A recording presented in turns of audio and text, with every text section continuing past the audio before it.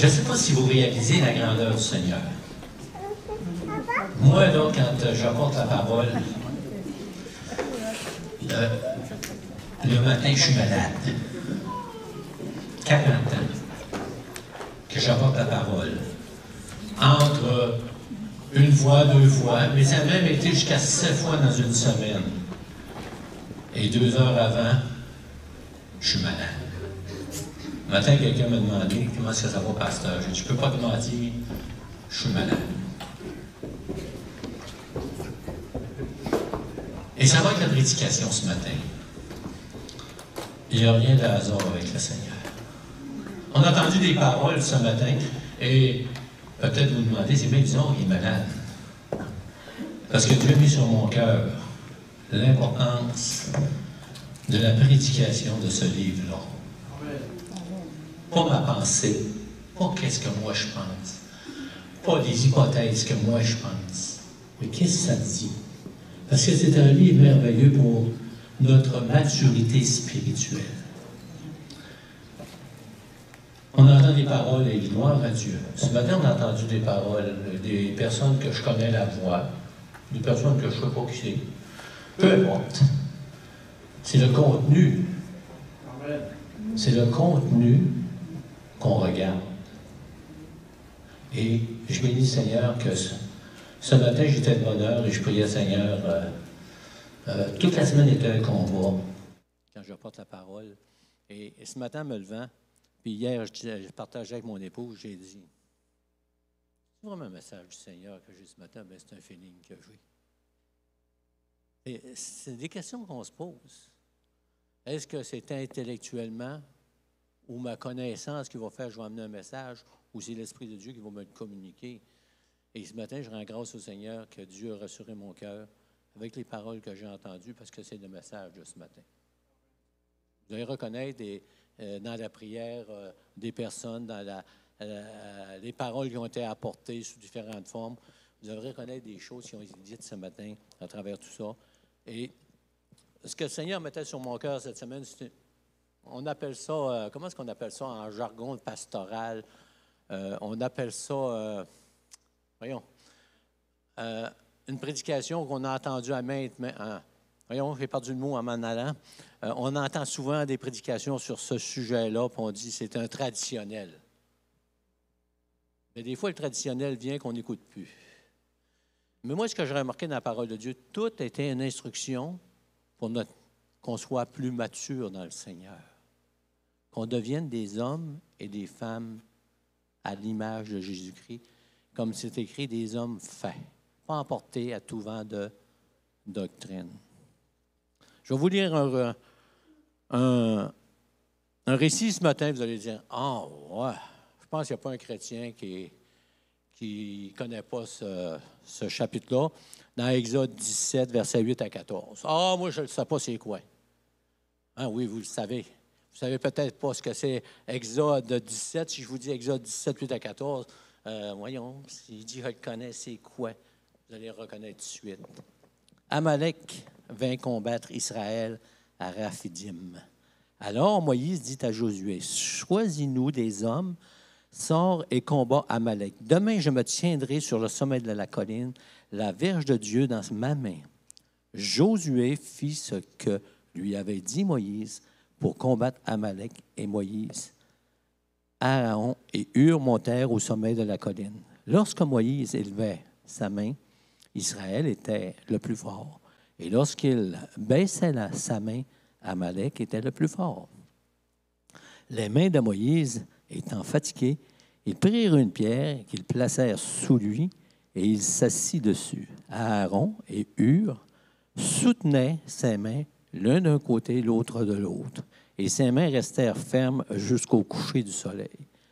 Et Josué vainquit Amalek et son peuple au tranchant de l'épée. L'Éternel dit à Moïse, « Écris cela dans le livre pour que le souvenir s'en conserve. » Amen.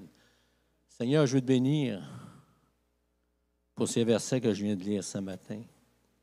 Et que ce verset puisse prendre racine dans mon cœur et dans le cœur de chacun de nous ce matin, afin qu'on puisse vraiment avancer dans nos vies de chaque jour, Seigneur. soumis à ton esprit, Seigneur, soumis à ta parole, Éternel Dieu Tout-Puissant. Ce matin, tu as commencé à parler au travers de la louange, au travers de l'adoration, au travers des paroles qui ont été apportées. Maintenant, Éternel, oh, on peut regarder si tout a été fait conformément à ta parole et je te rends grâce que vraiment, Seigneur, oh, tu es le Dieu de la parole éternelle. Et c'est écrit dans ce livre, Seigneur, la direction qu'on doit suivre, Seigneur Jésus, et je t'en rends grâce. Amen et amen. Alléluia. Qui connaît ce verset-là? C'est quelques versets qu'on a lus. Est-ce qu'il y en a qui ne l'ont jamais vu? Hein, ce matin, si vous ne l'avez pas entendu, vous allez l'entendre pour la première fois, mais dites-vous une chose, ça va revenir souvent dans votre vie chrétienne. Hein? Et vous savez, on retient à les bras dans les airs. Hein? Qui peut dire ce matin, moi, c'est ce qui m'a frappé dans ce texte-là, c'est Moïse et Aaron qui se tenaient, les deux gars qui tenaient les mains à Aaron. Honnêtement, combien d'entre vous, c'est ce qui vous a frappé le plus dans ce texte-là? Hein? C'est la majorité d'entre nous, et votre pasteur aussi, pendant des années de temps, c'était ça, puis c'est bien. Mais dernièrement, c'est comme si le Saint-Esprit voulait me faire grandir encore. J'ai besoin de grandir. Et ce qui m'a frappé, on va le voir à travers ces écrits-là, on va voir que c'est d'une importance capitale. Le récit qu'on vient de lire, il est d'une importance capitale, non seulement au point de vue historique, mais au point de vue spirituel, il est encore plus important. Dieu nous parle au point de vue spirituel. Et ce qui m'a frappé le plus cette semaine, lorsque je préparais mon message, c'est le verset 14. L'Éternel dit à Moïse. L'Éternel dit à Moïse.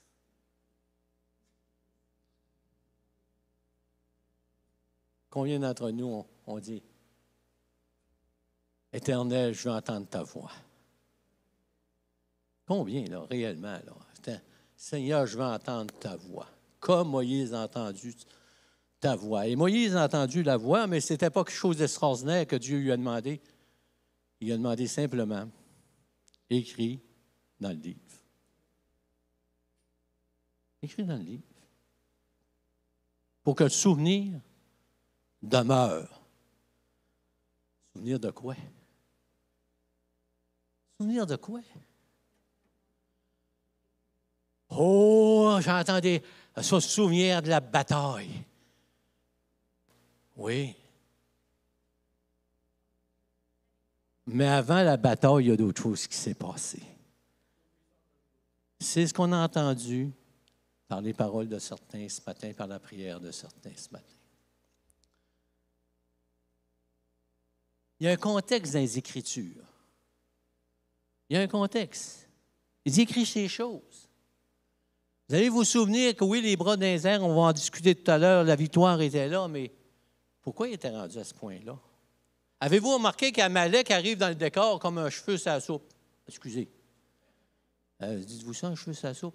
C'est pas l'heure de ça, hein, parce que... Ouais, mais c'est pas grave. On est sur l'heure du dîner. Amalek arrive avec un combat, avec des soldats, puis il vient combattre Israël. Et Moïse est là, et il y a quelque chose de spécial. Qu'est-ce qui est arrivé avant? Avant qu'Amalek arrive, qu'est-ce qui est arrivé? Le contexte est là. La sortie d'Égypte. Après la sortie d'Égypte, où le peuple était esclave, il faisait des briques, il était fouetté et ainsi de suite. Là, ils sont sortis d'Égypte. L'Éternel les fait sortir d'Égypte et qu'est-ce qui arrive? Lorsqu'ils ont été sortis, ils se sont mis à faire des danses puis à remercier Dieu à un moment donné, puis c'était l'euphorie, il était joyeux. Il avait raison. Et c'est comme nous autres, quand on est sauvés, comme on a entendu ce matin, lorsqu'on a accepté la grâce de Dieu, il y avait quelque chose qui se passait, on était joyeux, c'était... J'ai même pas de mots pour le dire, mais pour l'exprimer, comment est-ce que je me suis senti quand j'ai compris la grâce de Dieu. Il y avait quelque chose d'extraordinaire qui se passait. Et lorsque le peuple de Dieu, lorsqu'ils sont sortis d'Égypte, il était joyeux. Et c'était un événement extraordinaire pour les Hébreux. Ils attendaient ça depuis des années, des années, des années. Mais, vous savez, Il dit, écris ces choses, pourquoi? Parce que c'est une gang d'oublieux. Ils perdent la mémoire facilement. Et nous autres, on est comme ça. Ah non. Mais ce que vous avez entendu ce matin, Seigneur, redonne-nous le feu, qu'on témoigne comme avant, qu'on fasse ça comme avant. Seigneur, donne-nous la sainteté. Et quand on parle de sainteté, imaginez, on n'a pas embarqué dans le sujet, mais la sainteté, c'est détester le péché, détester les œuvres du monde. Hein?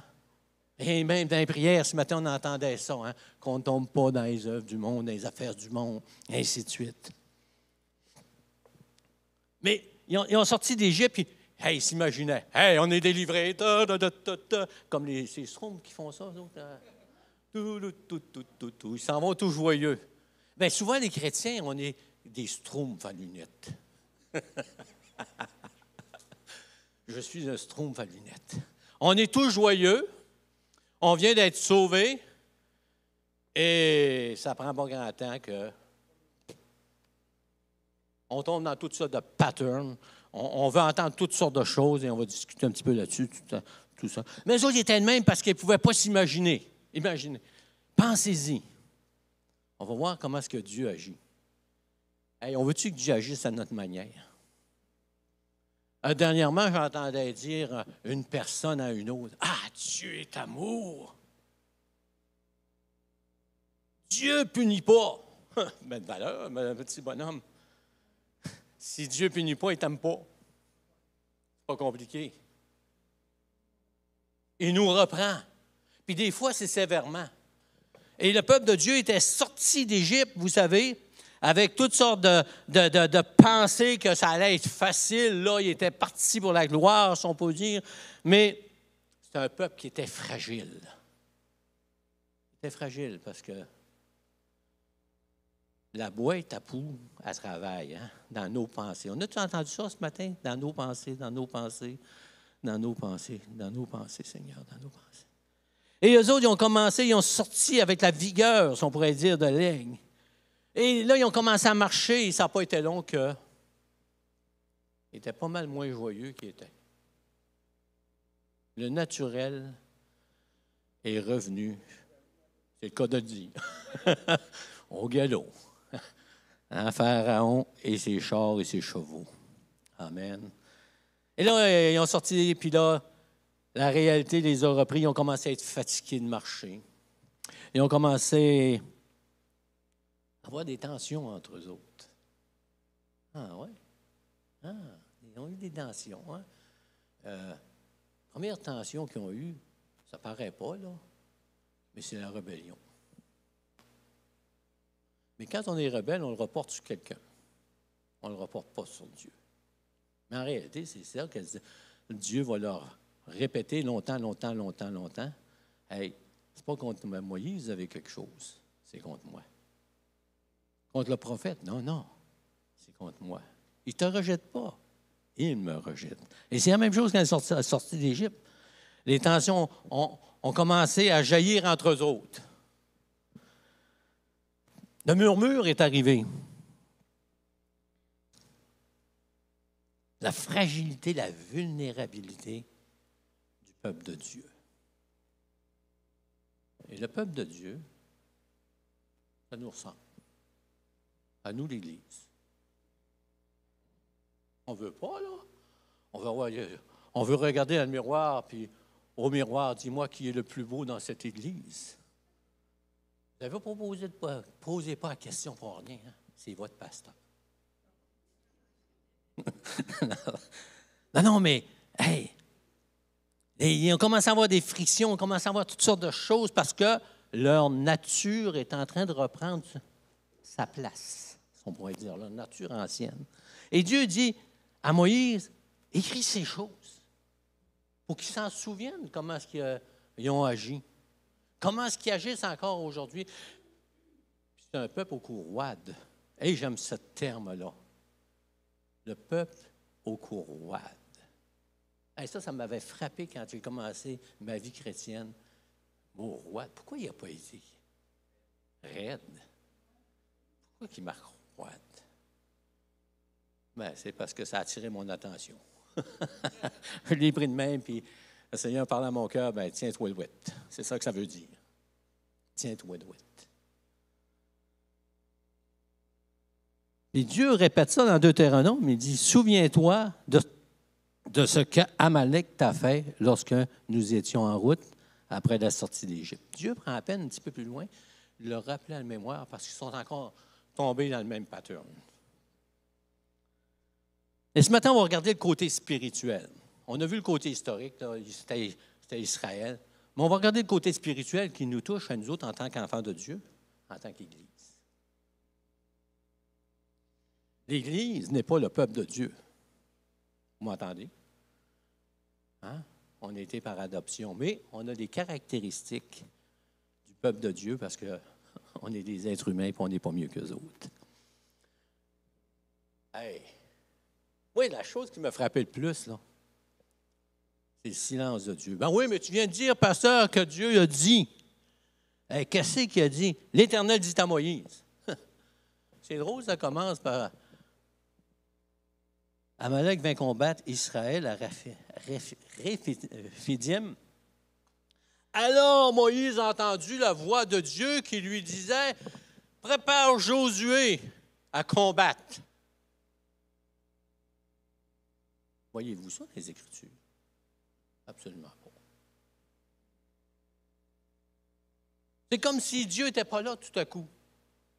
Moïse était comme pas mieux que le peuple. À un moment donné, il dit, « Hey, si le peuple me rejette, Seigneur, enlève-moi de là. » Tu sais, c'est pas long que la nature en revient, hein? Il avait dit ça quand Dieu l'avait appelé, « Envoie quelqu'un d'autre. » Il a continué longtemps à dire ça. Et combien, nous autres, on dit ça aussi au Seigneur? On veut entendre la voix de Dieu. Et c'est bien qu'on entende la voix de Dieu parfois.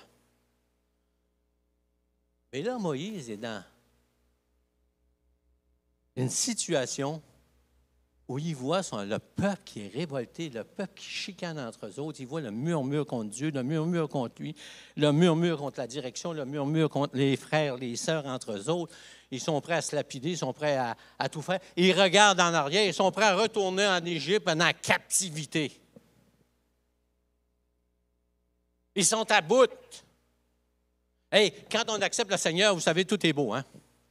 Mais ça ne prend pas de temps que, on commence à passer au cash, comme on dit par chez nous. On commence à avoir des épreuves, à avoir des difficultés.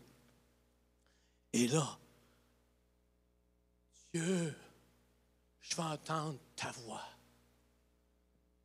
Et on ne fait plus rien.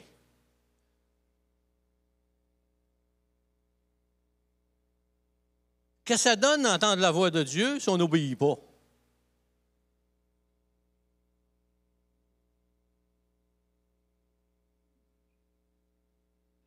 Vous avez votre réponse. Quand même que Dieu me parlera, puis me parlera, puis me parlera, si je ne réponds pas à ce que Dieu veut, ça va bien. Même si c'est la voix de Dieu. Dieu est en train de former Moïse. Il s'est révélé à Moïse de différentes façons. Il l'a emmené. Et tout à coup, il fallait que Moïse prenne une responsabilité. Sans que Dieu lui dise, « Moïse, appelle Hur et Aaron. » Oublie pas Josué. Puis tu as une gang en arrière qui vont suivre. Il fallait que l'expérience que Moïse avait eue avec son Dieu devienne réelle dans son cœur, qu'il obéisse parce qu'il savait la direction de Dieu. Point à la ligne. Il avait plus besoin d'entendre une voix qui venait du ciel, peut-être dans des... Après, on va voir des situations particulières où Dieu va lui révéler des choses. Mais dans nos vies, on n'a pas besoin de dire « Hey Seigneur, pasteur, je vais prier là-dessus. » Qui n'a pas dit ça ici, non? On est majorité dans nous autres, moi le premier. On va prier là-dessus, Seigneur. Mon pasteur m'a demandé quelque chose quand j'étais un jeune chrétien. Je vais prier là-dessus. Moïse connaissait les instructions de Dieu. Et l'enfant de Dieu, trop souvent, il entend, ou il veut entendre une voix qui va venir du ciel quand tout est là. Dieu parle à travers sa parole. C'est là que Dieu parle le plus fortement, parce que c'est là que je suis sûr que je ne me tromperai pas.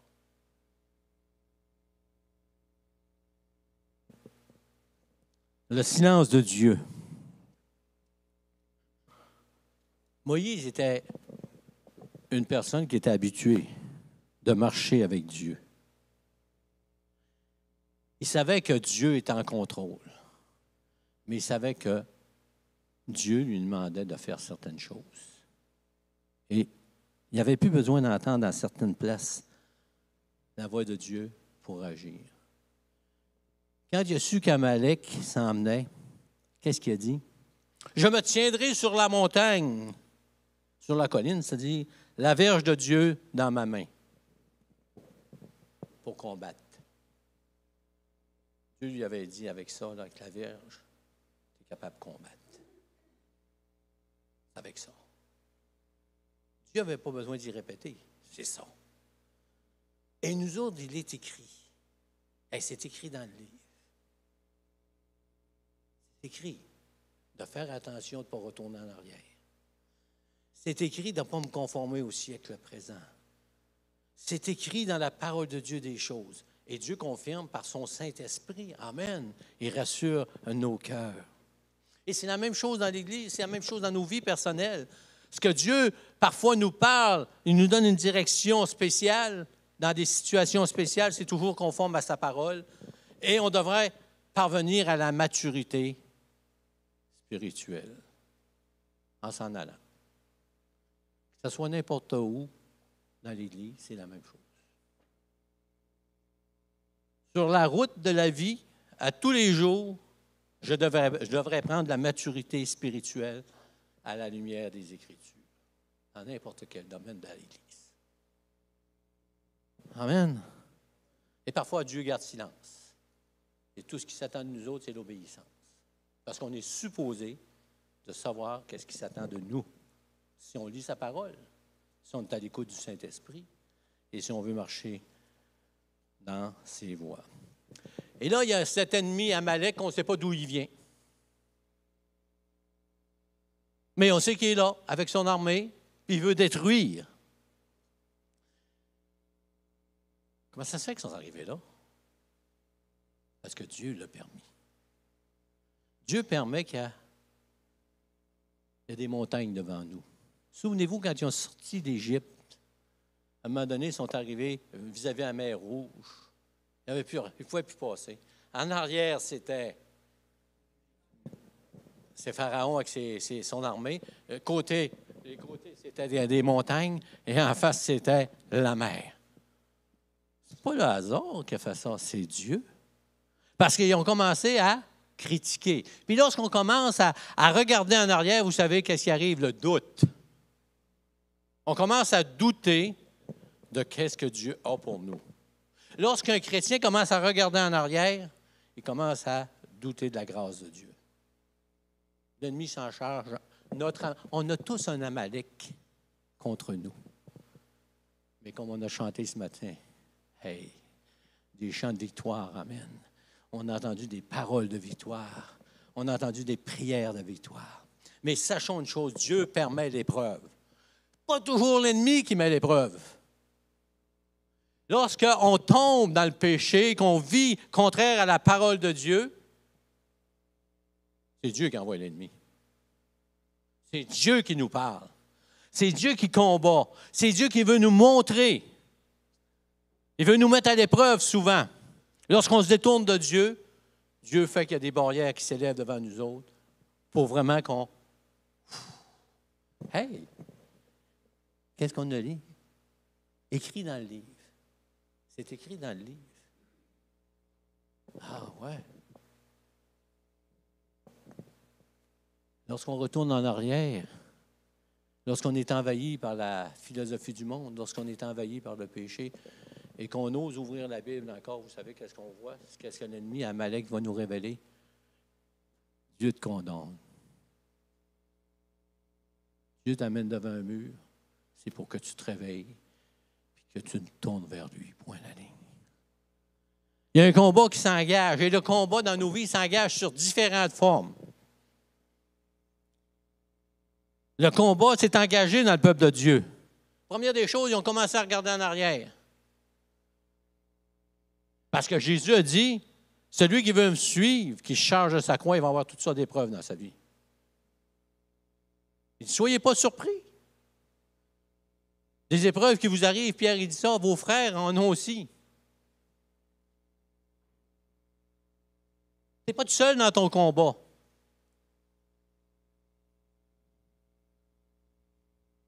Le combat s'engage sur différentes formes. Première chose, il regarde en arrière, puis quand on regarde en arrière,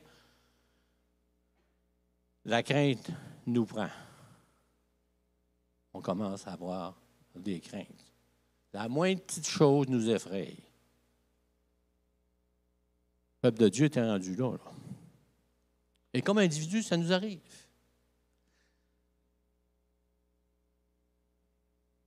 Il n'y a rien de nouveau sur le soleil. C'est ce qui est écrit dans la parole. Et parfois, la crainte nous prend pour des affaires qui n'ont pas raison d'être. Tout simplement parce qu'on ne regarde plus à Dieu. On regarde ailleurs. Des fois, Dieu nous place dans des impasses où il n'y a pas de solution. Pour nous apprendre, pour qu'on mature, qu'on arrête de trouver des solutions au lieu de regarder à Dieu. Quand on regarde à Dieu, la solution vient après.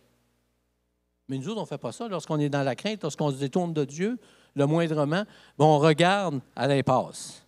On tombe dans des déserts. Moi, j'ai été surpris en grandissant de savoir que dans le désert, il faisait froid. Tu sais, quand tu es petit gars, là, hein? Tu vois un désert. Tu penses au désert, hein? On n'avait pas... on avait des TV à pédales. Ils vendaient avec la télévision, ils vendaient un souffleur. On avait de la neige, on voyait rien. Les plus vieux s'en souviennent, hein? On avait des oreilles de lapin, on mettait des choses dessus, d'aluminium pour envoyer des choses en acier. Et quand on était jeunes dans le désert, on voyait des bonhommes avec une soutane puis avec un chapeau sur la tête parce qu'il faisait chaud. Ça ne devait pas être normal. Mais la nuit, il faisait froid et on ne savait pas. Donc, des fois, Dieu permet qu'on ait des déserts dans nos vies. Ou des fois, c'est nous autres qui nous amenons simplement dans le désert. À cause de notre comportement, on s'en va dans des déserts. Et là, on a chaud, on a froid. On a soif. Puis on a faim. Notre combat spirituel, c'est la même chose. Ça revêt différentes formes. Et la première des choses, c'est le goût d'abandonner. Oh! Dieu, pourquoi tu m'as placé dans cette église-là? Pourquoi tu m'as placé dans cette église-là? C'est épouvantable. C'est une gang de pas bons. Une gang de placoteux. Je vais changer de place. Là, tu t'en vas dans une autre église. Ah, c'est beau, tu rentres. Pendant 1 mois, 2 mois, tout est beau. Ah, ils sont fins. Enfin, les trouver. Boum! Encore un qui sort du décor, puis il t'envoie une platitude, puis il commence la même histoire, on recommence. Et là, tu es porté de dire, bah, c'est bien mieux avant de connaître le Seigneur. Au moins, je savais que les gens du monde ne connaissent pas le Seigneur. C'est une gang de pas bons. Excusez, là, je vous dis une réflexion qui nous passe dans la tête, qui m'a déjà passé dans la tête, parce que je ne m'étais pas encore vu dans le miroir. Fait que le goût d'abandonner, un retour à notre ancienne vie, parce que tout le monde a des déserts. Il n'y a aucune personne ici qui ne passe pas par un désert à un moment donné ou l'autre de sa vie, à cause de certaines situations provoquées par l'ennemi peut-être, ou que Dieu nous a placés devant un impasse, ou par notre propre façon d'agir. Le peuple de Dieu est là, puis on peut voir à travers ce récit-là la bonté de Dieu. La fidélité de Dieu. Dieu est en train de prendre Moïse et il met en mémoire. Hey, tu viens de traverser la mer Rouge, là. Tu étais dans un impasse. Qu'est-ce que tu as fait? Ah, je ne sais pas. Ben voyons donc. Je ne m'en souviens pas. Non. Le cœur de Moïse était attaché à son Dieu. Il savait qu'est-ce que Dieu lui a dit. T'as une verge, élève-la. Commande à la mer. Et ça va arriver. Moïse, malgré ses faiblesses, il connaissait la fidélité de Dieu. Peu importe les circonstances, peu importe le combat, peu importe l'impasse qui était là, il y avait une chose qui était imprégnée dans son cœur. Dieu est fidèle. Le peuple a péché, j'ai péché. Le peuple est, Dieu est fidèle. Et vous savez, lorsqu'on est dans des déserts, souvent on s'éloigne de la volonté de Dieu, on tombe dans des patterns qui ne sont pas trop, partez pas dire un mot qu'on ne dit plus, que ça n'a pas d'affaire. D'une religion, en tout cas. C'est un terme qu'on disait chez nous, hein? Allez, gars. Vous comprenez. Mais à cause que Moïse avait expérimenté la fidélité de Dieu, Moïse pouvait continuer sa marche en rapport avec sa relation qu'il avait avec Dieu. Je me suis trompé, j'ai murmuré, mais Seigneur, tu me pardonnes.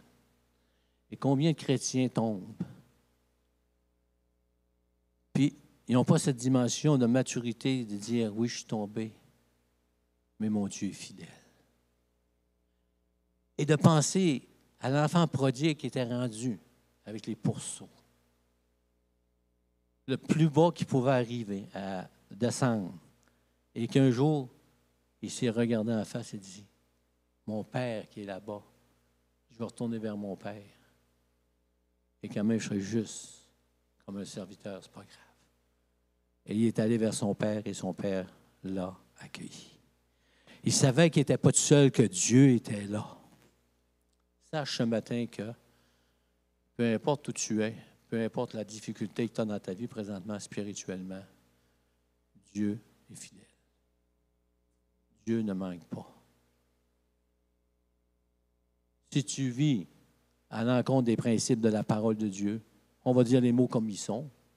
Si vous vivez dans le péché, repentez-vous sincèrement, pas juste des larmes de crocodile, pas juste des larmes de crocodile, pas juste des larmes de crocodile, mais une vraie repentance.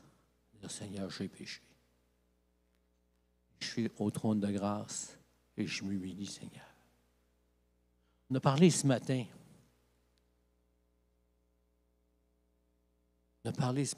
Redonne-nous le zèle qu'on avait. Parle à nos cœurs, Seigneur. On a parlé de la sanctification. Oh, Seigneur, je veux être saint. Montre-moi pas ça, par exemple. Montre-moi pas ça. Dieu veut qu'on soit en action. Il veut qu'on comprenne qu'on n'est pas seul. Son Saint-Esprit habite en nous. Amen. Et Moïse, il commençait à voir tous les principes de Dieu dès son départ quand il a dit à Dieu, « Hey! J'ai la bouche embarrassée. Prends quelqu'un d'autre. » Il savait qu'il n'était pas tout seul. Dieu l'a entendu et Dieu lui a donné quelqu'un pour l'aider. Tu n'es pas seul dans l'Église. Et c'est pour ça que c'est important de s'entourer de bonnes personnes. Oh, on est tous bons dans l'Église. Oui, peut-être. On n'est pas tous pareils. Vous savez, quelqu'un disait un jour, « Combien tu as de vrais amis? Combien tu as de doigts dans ta main? » Le gars, il répond, « les 5. » Il dit, « Est-ce que tu peux compter de vrais amis sur tes 5 doigts? » Trop souvent, le chrétien est isolé parce qu'il n'y a pas de frère ou la sœur n'a pas de sœur, qu'elle soit assez proche et assez qu'elle va garder le secret. On a besoin du Seigneur. On a besoin de demander à Dieu des personnes à qui on peut partager un secret. Que le secret va demeurer et qu'on va être capable de prier ensemble. On va être capable d'aller dans la parole de Dieu, de chercher une solution. Non pas que la philosophie ou une belle parole de quelqu'un, mais qu'est-ce que dit la parole de Dieu là-dessus? Comment Dieu peut me parler? Et c'est la même chose dans nos églises. Trop de gens sont isolés dans l'Église. Ils sont isolés complètement. Ils sont dans l'Église, mais à qui je peux parler? À qui je peux parler? Je ne vous dis pas que les gens ne sont pas corrects, mais souvent on cherche quelqu'un à qui parler. Mais sachez que dans l'Église, on n'est pas seul. Amen. Il y a des personnes à qui on peut partager des choses. Ce qu'on voit à travers tout ça, c'est que Dieu est en train d'établir que le peuple a besoin de solidarité, c'est-à-dire de se tenir ensemble. Ils ont besoin de se tenir ensemble.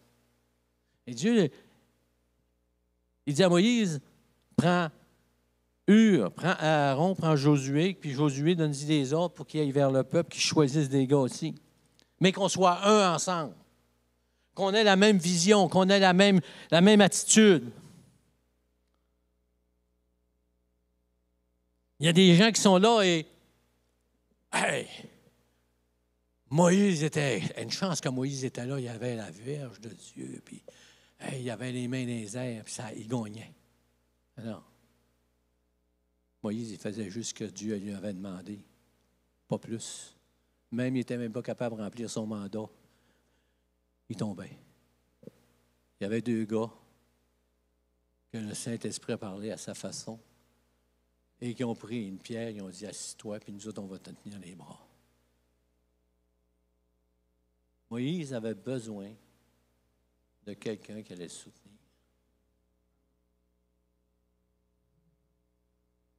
Vous savez, le problème dans beaucoup d'églises, c'est quoi? C'est le pasteur qui est tout seul. Seul. Il n'ose même pas parler à un autre pasteur. Ça fait 40 ans que je suis dans le ministère. Je ne compte pas de peur, là. Le pasteur, il a besoin des personnes qui l'appuient parce que des fois, il est fatigué. Il a besoin de personnes en arrière pour le soutenir dans la prière, le soutenir, lui partager les choses. Amen. Et Moïse avait réalisé ça et il a demandé à Hur et à Aaron de l'aider. Ce n'était pas le job de tenir la verge, mais c'était leur travail de tenir les mains. Mais là, Aaron était tanné. Il dit, écoute, il dit, regarde juste Moïse. Moi, il ne me voit pas. Il a fait son travail. Et dites-vous une chose, lorsque vous faites un travail dans l'Église, Dieu n'est pas oublieux pour voir le travail que vous faites pour les saints.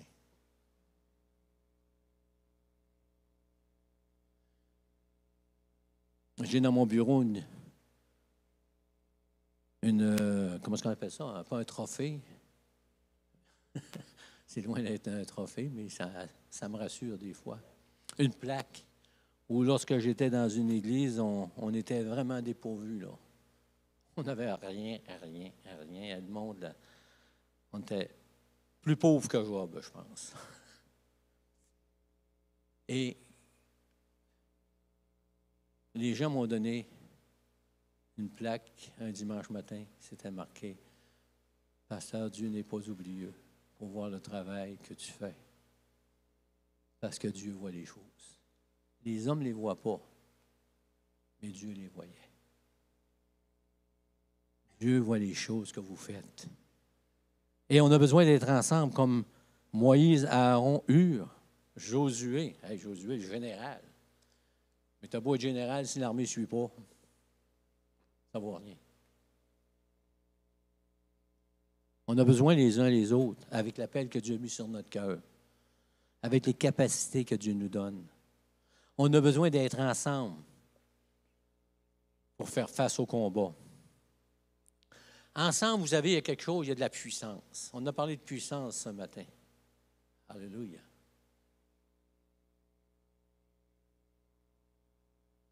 Lorsqu'on a entendu les paroles ce matin, trop de chrétiens attendent d'avoir le ciel qui va s'ouvrir pour leur dire d'aller témoigner. Quand même que le ciel s'ouvre, ça vaut quoi si on ferme la bouche? Mais il faut être capable de dire, Seigneur, je n'ai pas la capacité, par exemple. J'ai de la difficulté. Seigneur, aide-moi. Alléluia.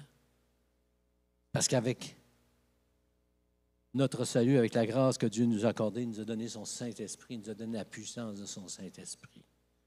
Parce que Dieu ne veut pas qu'on s'appuie sur nos propres forces. Dieu veut qu'on s'appuie sur son esprit. Quelque chose de merveilleuse pour un chrétien de savoir que l'Esprit de Dieu est sur nous, est en nous. Que l'Esprit de Dieu travaille encore aujourd'hui. Et c'est tellement le fun d'être dépendant. Parce que Dieu est bien plus intelligent que nous autres. Y a-t-il quelque chose de plus plate pour un chrétien, surtout un pasteur, pas tout le monde, d'aller dans une fête, dans un bar, parce qu'il y a un restaurant? La semaine passée, samedi soir, j'étais assis dans un bar. Et j'étais juste avec des inconvertis. Quand ils ont su que j'étais pasteur, le côté gauche, le côté droit, c'est-à-dire ils ont comme arrêté de me regarder, arrêté de me parler. Tout simplement. Et là, j'étais assis, puis j'ai mangé mon fiche, tout seul. Ma femme était à côté de moi, elle était en face de sa sœur, ils se parlaient un petit peu. Et moi, il y avait des gens à ce côté-là, ils ne me parlaient pas personne. Seigneur, ça n'a pas d'allure. Fais quelque chose. Je n'avais pas le courage d'ouvrir une porte. Parce qu'il parlait de l'intelligence artificielle. Il parlait de la chienne était poignée. Il parlait des orientations sexuelles, la chienne était poignée. Eh bien, j'ai dit, moi, je ne mettrais pas une bombe là-dedans. Là. Non, mais j'ai dit, Seigneur, qu'est-ce que je fais? Tu me piquais là, j'ai trouvé quelque chose. Et ma nièce est en avant de moi, que je l'ai connue, elle était petite, parce qu'on a toujours voyagé. Et tout à coup, elle dit, mon oncle a dit, t'es pasteur, toi? Oh non, je sais qu'elle va me sortir, elle va me planter. Elle dit, as-tu quelque chose? Elle dit, j'aurais quelques questions. Elle a commencé à me poser des questions. Avec la naïveté. Non, c'est ça, naïveté? Elle était naïve. Dans la candeur. Hey, t'es pasteur. Vous autres, les chrétiens, vous êtes parfaits. Et le Seigneur, dans ce que je m'embarque, comment je vais ramener à la réalité, il dit qu'on n'est pas parfait, mais qu'on est sauvé par grâce. Et je n'avais pas besoin de parler. Elle disait tout ce que je voulais dire. J'avais qu'à dire oui. Oui, oui, oui, oui. Puis le lendemain, bien, elle est revenue au déjeuner, puis elle a dit, mon oncle, elle a dit, mon mari, elle a dit, il ne parle pas à personne. Elle a dit, bien content que tu y aies parlé, puis elle a dit, on va s'en reparler. Merci Seigneur. Dieu ouvre les portes. Il nous donne la puissance. Si on ne l'a pas, il va nous la donner. Amen. Dans le sens qu'il ouvre les portes. Gloire au Seigneur. Comment est-ce qu'on a un Dieu qui veut prendre ses enfants puis nous donner les bons mots au bon moment. Mais sachons attendre. Hey, là, j'étais là. Seigneur, fais que le plafond saute puis que j'ai une bonne parole. J'aurais été porté à dire ça, tu sais. Là, tu es assis, tu n'as rien à dire. Là, tout ce que tu pourrais faire, c'est mettre la bombe dans la chose parce que tu dis, ça n'a pas d'allure ce qu'il dit. Mais le Seigneur est bon, le Seigneur ouvre les portes. Les mains de Moïse élevées, vous savez, ce n'est pas le fruit du hasard, ça. Vous savez ce que ça veut dire dans la parole de Dieu, les mains élevées? C'est des gens qui prient. C'est des gens qui prient. Vous savez, prier, ce n'est pas juste une réunion de prière. C'est pas juste de prier avant un repas pour montrer qu'on est chrétien. Hey, on a un repas, là. Moi, un jour, j'étais à un repas de même des hommes à notre église à Hawkesbury. Puis il y avait un nouveau converti qui avait accepté le Seigneur. Et là, on avait un déjeuner, vous savez. On était les chrétiens, mais on était en plein milieu de la place. Tout le monde nous entourait, tous les non-chrétiens étaient alentour de nous. Et là, comme bon pasteur, je dis à un gars, tu prierais-tu?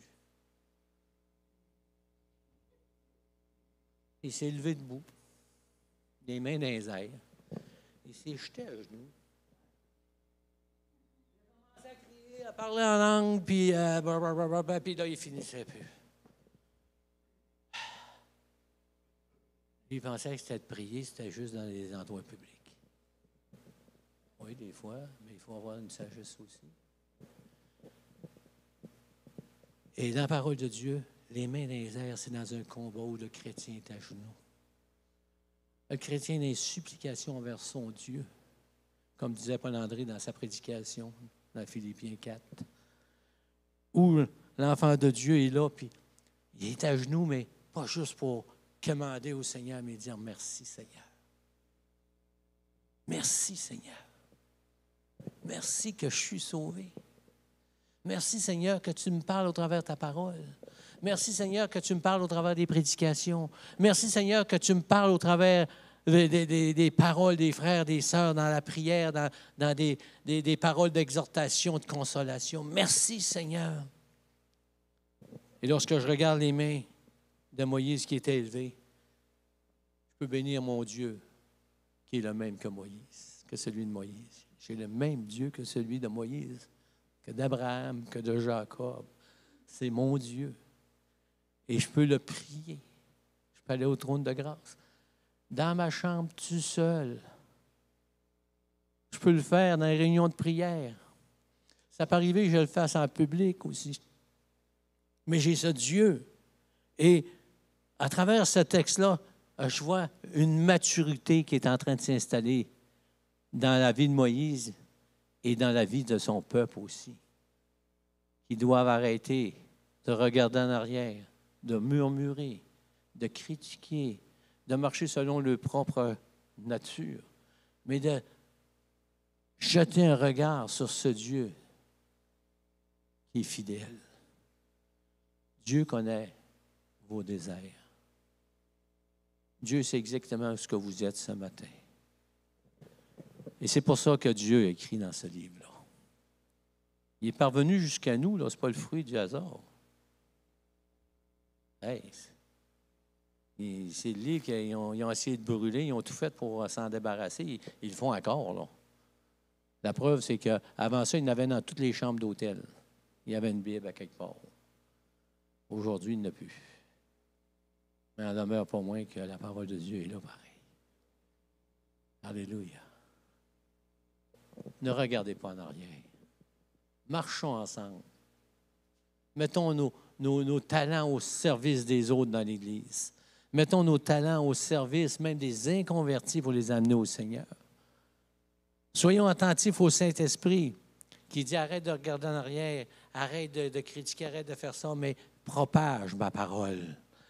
Regardons au Saint-Esprit qui nous dit hey, vous êtes dans la mire du monde en tant qu'Église, en tant que chrétien. Aimez-vous les uns les autres avec vos faiblesses, avec votre force, dans le sens que vos capacités, marchez ensemble. Alléluia. Et on va voir la gloire de Dieu. On va voir la gloire de Dieu, on va voir des personnes venir au Seigneur. Amen. Remercions le Seigneur ce matin. Alléluia. Seigneur, on est devant toi, Seigneur, en toute humilité. Et Seigneur, on a réexaminé encore ce petit chapitre, Seigneur, qu'on connaît pratiquement tous par cœur, Seigneur. Mais que le côté spirituel, Seigneur, qu'on ne soit pas des oublieux, Seigneur. Aide-nous, Seigneur, dans notre faiblesse, Seigneur, à oublier les choses, Seigneur, et à s'éloigner de toi, Seigneur. Rappelle-nous par ton Saint-Esprit, Seigneur, que tu es là, Seigneur, que tu nous as donné des frères et des sœurs, Seigneur, que tu nous as donné une assemblée locale, Seigneur, pour que nous puissions marcher d'un pas sûr, Seigneur, proclamant ta grâce et ton salut, Seigneur. On veut te donner toute la gloire et tout l'honneur, Seigneur Jésus. Et le peuple de Dieu dire, Amen. Dieu vous bénisse abondamment.